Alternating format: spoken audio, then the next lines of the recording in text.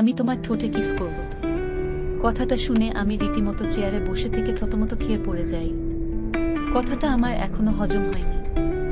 এই মুহূর্তে রাত্রি বই পড়তে পড়তে কথাটা বলল। আমি নিজেকে সামলে উঠে চেয়ারে বসে রাত্রির দিকে ঘুরে অবাক দৃষ্টিতে তাকাই। কি বললি তুই? তুমি শুনতে পাওনি? না, আবার বল। আমি বললাম, আমি তোমার ঠোঁটে কিস করব। এসব বাজে কথা কোথা থেকে শিখেছিস বলতো? কেন স্কুলে আমার বান্ধবীরা বলে ঠোঁটে কিস খেলে নাকি অন্যরকম অনুভূতি পাওয়া যায়, তাই তারা তাদের বয়ফ্রেন্ডকে কিস করেছে। আমার তো বয়ফ্রেন্ড নেই, তাই তোমার থেকে চাইলাম। কথাটা শুনে আমি মাথায় হাত দেই। কিছু খুঁজে না পেয়ে কথাটা ঘুরিয়ে অন্য কথাতে নিয়ে যেতে চেষ্টা করি। তোর না কাল পরীক্ষা, এসব বাদ দিয়ে পড়ো। আর একবার এসব বললে আমি ফুফুন্নিকে সব বলে দিব। রাত্রি আর কোনো কথা না বলে চুপচাপ মন খারাপ করে পড়ায় মনোযোগ দেয়। আজ তার ইচ্ছা পূরণ হলো না। আমিও নিজের কাজে মন দেই। পরিচয়টা দিয়ে দিই, আমি সোহান। অনার্স প্রথম বর্ষে পড়ি, বাবা মায়ের একমাত্র আদরের ছেলে। আর যার সাথে কথা বলছিলাম সে রাত্রি আমার ফুফাতো বোন। ক্লাস 1-0 পড়ে, কিন্তু বয়সে বড় হলেও বুদ্ধিতে একদম ছোটই আছে। যা দিয়ে গল্পে ফেরা যাক। রাতের খাবার খেয়ে দিয়ে শুয়ে ফোন টিপছিলাম, এমন সময় আবার রাত্রি ঘরে আসলো। আমি ফোন ছেড়ে উঠে বসলাম। রাত্রি এসে আমার পাশে বসে আমার দিকে ড্যাব ড্যাব করে তাকিয়ে থেকে আবার উঠে চলে গেল। আমি বোকার মতো চেয়ে থাকলাম শুধু। এটা কি হলো? নিজেই নিজেকে প্রশ্ন করলাম, কিন্তু কোনো উত্তর পেলাম না। আর মাথা না ঘামিয়ে চুপচাপ শুয়ে ঘুমিয়ে পড়লাম। সকালে ঘুম থেকে উঠে খেয়ে দিয়ে রাত্রিকে তার স্কুলে নামিয়ে দিয়ে আমি কলেজে চলে গেলাম। রাত্রি ক্লাসে ঢুকতেই নীলা ওর দিকে আসে। কিরে, একা এলি? না, ভাইয়া দিয়ে গিয়েছে। জানিস আজ ও আমার বয়ফ্রেন্ডকে কিস করেছি। কেমনে করলি? সবাই যেভাবে করে। আমি তো পারি না। একটা বয়ফ্রেন্ড জোগাড় কর, তাইলেই পারবি। ধুর, ওসব প্রেম আমি করতে পারবো না। তাহলে কি করবি? ভাইয়াকে কিস করব। সোহান, ভাইয়াকে কিস করবি? হ্যাঁ। উনি যা রাগী মানুষ, সাবধানে থাকিস। প্রচুর ভয় করে আমার, কিন্তু আমি কিস করেই ছাড়বো, দেখিস তোকে এসে বলবো। আচ্ছা বলিস। অন্যদিকে ক্যাম্পাসে বসে রনির সাথে আড্ডা দিচ্ছি, এমন সময় রাহা এসে আমার পাশে বসে নেকা কান্না জুড়ে দিল। আমি আর রনি অবাক হয়ে রাহাকে থামালাম। কিরে, কান্না কর স্কিল্লায়? আমার 3-7 নাম্বার বয়ফ্রেন্ড আমারে ছ্যাঁকা দিয়ে চলে গেছে। রাহার কথা শুনে বেচারা রনি তো জ্ঞান হারিয়ে বসে আছে। মাঝখানে আমি এখন কাকে সামলাবো? কোনো মতে রাহাকে শান্ত করিয়ে একটু পানি এনে রনির মুখে মারতেই রনি লাফিয়ে উঠে একটু আশেপাশে তাকিয়ে রাহার পা ধরে সালাম করে নেয়।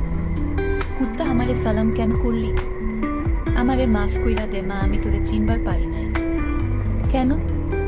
তুই যত নাম্বার বয়ফ্রেন্ড বানাইছস আমি অত নাম্বার অঙ্কেও পাই নাই। তবে রে দাঁড়া তুই। রনিরে তাড়া করলো রাহা। আমি চুপচাপ বসে হাসছি। এমন সময় রনি ঘুরে ফিরে আমার দিকে দৌড়ে আসে, পিছে রাহাও থাকে। রাহা দৌড়াতে দৌড়াতে আমার কাছে আসতেই হোঁচট খেয়ে আমার গায়ের উপর পড়ে যায়। রাহা আমার চোখের দিকে তাকিয়ে আছে, আমিও রাহার দিকে তাকিয়ে আছি। রাহাও অপলক দৃষ্টিতে আমার দিকে তাকিয়ে আছে।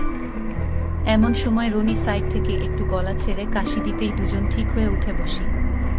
রাহা তো রনিকে গালি দিতে দিতে চলে যায়। আমি ক্লাসের দিকে যেতে থাকি রনির রাতে। মাম্মা ভালোই তো। কি? সেই মানাবে। খবরদার না যা ভাবছিস মাথা থেকে ছেড়ে ফেলবি কিন্তু। কলেজ শেষ করে বাসায় এসে টিভি দেখছিলাম, এমন সময় দেখি আম্মুর সাথে রাত্রি এলো। আমি বসে বসে ইংলিশ গানগুলো দেখছিলাম।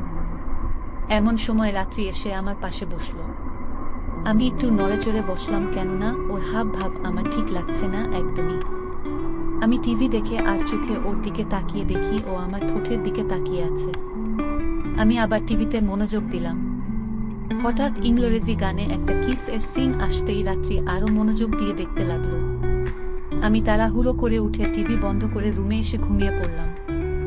ঘুমিয়ে আছি এমন সময় মনে হলো কেউ আমার পেটে বসে আমার ঠোঁট দুটো নিজের দখলে নিয়ে নিয়েছে। আমার বুঝতে বাকি রইল না কে এটা। চোখ খুলতেই আম্মু চলে এলো। ঘুমিয়ে আছি এমন সময় মনে হলো কেউ আমার পেটে বসে আমার ঠোঁট দুটো নিজের দখলে নিয়ে নিয়েছে। আমার বুঝতে বাকি রইল না কে এটা। চোখ খুলতেই আম্মু চলে এলো।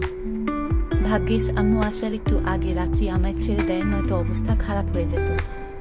কিরে তোর ঘুম হয়নি কেন? কি হয়েছে? এক জায়গায় যেতে হবে তো। আমি যাব না। আমি রাত্রি তোর আব্বু সবাই যাচ্ছি, তুই বাসায় বসে কি করবি? যাবেটা কোথায়? তোর ফুফুরনির বাসায়, মানে রাত্রির আম্মুর ওখানে। আমি কথাটা শুনে একটু খুশি হলাম, কেননা আমি ভাবলাম হয়তো আম্মু রাত্রিকে রেখে আসতে যাচ্ছে। কেননা আজকে যা করছে, ভবিষ্যতে কি করবে উপর আলাই ভালো জানে। এর চেয়ে ভালো রেখে আসুক, তবে মন খারাপ হবে, কেননা পিচ্চিটা একদমই পিচ্চি, আমার অনেক খোঁজ নেয়। তাই খুশি হয়েও আবার মন খারাপ করে ফেললাম। কিরে এই হাসছিস? এই মন খারাপ করলে কি ভাবছিস বলতো? আমরা কেন যাচ্ছি আম্মু ওখানে মন খারাপ করে? তোর ফুফা দেশের বাহির থেকে আজ আসছে, তাই। রাত্রিও চলে যাবে আরো মন খারাপ করে? না, ও যাবে না। থ্যাংক ইউ আম্মু। আমি তো এটা শুনে খুশিতে লাফাইতে লাগলাম, কিন্তু বুঝতে পারিনি আম্মু কাছে আছে। যখন বুঝতে পারলাম চুপ হয়ে গেলাম। না লাফাইয়া চুপচাপ রেডি হয়ে নে। ঠিক আছে। আম্মু আর রাত্রি চলে গেল। আমি গিয়ে তৈরি হয়ে গেলাম, কিন্তু বুঝতে পারলাম না হঠাৎ কি এমন হলো যে রাত্রির প্রতি এত মায়া চলে এলো। এসব বাদ দিয়ে রাত্রির রুমের দিকে যেতেই রাত্রিকে দেখে চোখ বন্ধ করে ফেললাম, কেননা রাত্রি ব্লাউজ আর পেটিকোট পরে হাতে শাড়ি নিয়ে বসে আছে। একই ভাইয়া, চোখ বন্ধ করে আছো কেন? ওর কথা শুনে পুরাই সকল পিচ্চি বলে কি এমন ভাবে বলছে যেন এমন ভাবে বসে আছে আমি দেখছি তাতে ওর কিছু হয়নি। তুই কি পাগল? কেন? একটা ছেলে তোকে এইভাবে দেখলো আর তোর কিচ্ছু হলো না? মুখ অন্যদিকে ঘুরিয়ে। বাহিরের ছেলে দেখেছে নাকি? তুমি তো আমার ভাইয়া, নইলে কি এমন ভাবে থাকতাম নাকি? তাই বলে এমন ভাবে থাকবি? মাথায় বুদ্ধি কবে হবে তোর? এত কথা না বলে বলো, শাড়ি পরাতে পারো নাকি?